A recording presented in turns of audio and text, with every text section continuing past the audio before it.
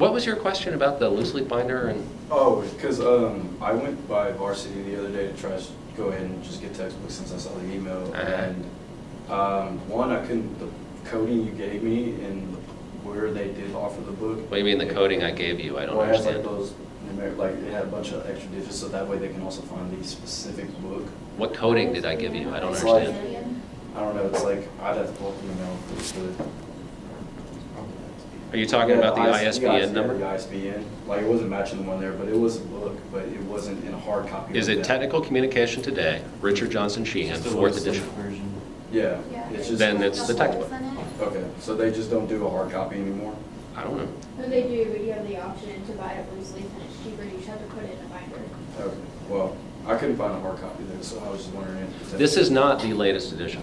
Okay, They've come out with a 5th edition, which thankfully we don't have to use. So you may be able to find this cheaper somewhere online.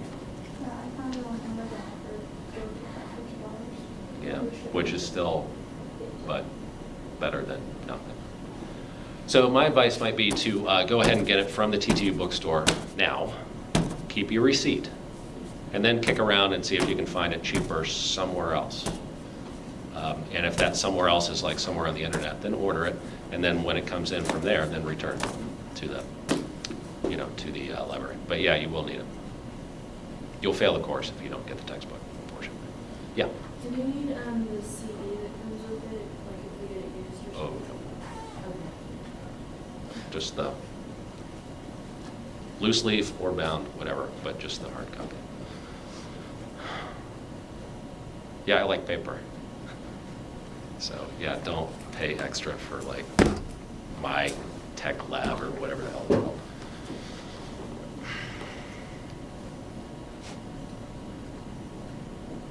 Other questions?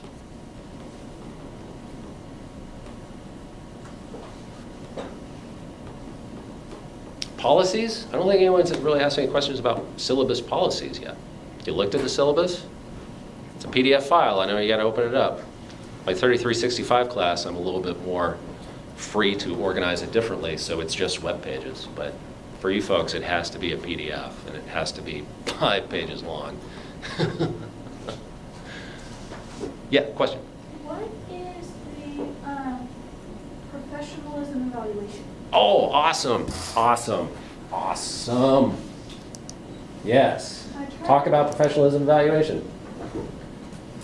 Yeah, it is not participation because lots of people can participate in a way that doesn't help. You know, what it is basically a little teeny introduction to like what's your degree plan? What do you want to be? What are you training to be? I'm getting a degree in personal finance planning. Okay, where do you want to work? Like what kind of big firm, small firm, independent? Probably a big firm. Honestly, I'm not entirely sure. I'm transferring into changing majors. Okay. I actually took a PFP class last semester just for my own. Well, let's assume you end up working for a big firm in Dallas or wherever, okay? Are you going to get grades? So what's your promotions or demotions or raises or bonuses or what's that going to be based on? Your work ethic and how well of a job you do. And Okay, so how is that Being determined? made So bosses happy. how is that determined? Like how is that documented? How is it? Like, I mean, literally, like what happens? Like how do you get evaluated? yearly reviews and. Yearly review. How long do you think a yearly review might be, like from soup to nuts? Like where you'd sit down with your like immediate manager and like there's some sort of paperwork involved and you're reviewing your, how long do you think that would take? Within my past circle jobs, it's taken 30 minutes to an hour normally. Yeah, 30 minutes to an hour.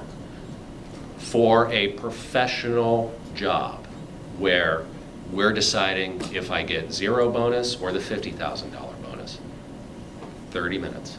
When where I was most formally in that kind of context was back when I worked for an engineering consulting firm, mid-sized firm, about 300 people when I worked there. But the first year you worked there, you had a 6-month and a 12-month review. And then every year after that, it was just a 12-month review. And they were about 30 minutes long. And you sat down, you had a conversation. Maybe you brought some things you brought some like evidence of like, hey, I worked on this project, I worked on that project, because your manager probably, this is not their priority. They don't get bonuses based on how many reviews they do or how well they do them. They get bonuses based on other things. So it's just like, so, yeah, it's like 30 minutes. And it's that. That's basically what it boils down to.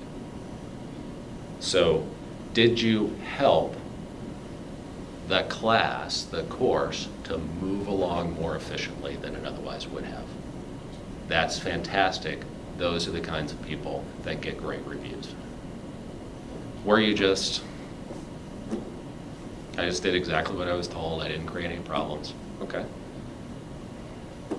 You get a 50, you know, because it's not that difficult to do a little bit more than exactly what you're told to do all the time, right? And if you wasted time, like you didn't follow directions consistently, and that literally wasted my time. You didn't work well in a group, and that literally wasted other people's time. Then 0, because those people get fired. You know, so. And so I tried to come up with more, sort of more detailed prompts than that in my detailed description, but that's basically what it boils down to. Were you actively helpful? And actually helpful, not just active. You can be active and not helpful. I've had plenty of those people. Or were you not very actively helpful, but you at least didn't get in the way? Or were you sometimes actually actively unhelpful? That's plus, 0, minus. And I know that seems like a really crude formula. Like what? You saying I get like I mean, this is all I can get, right?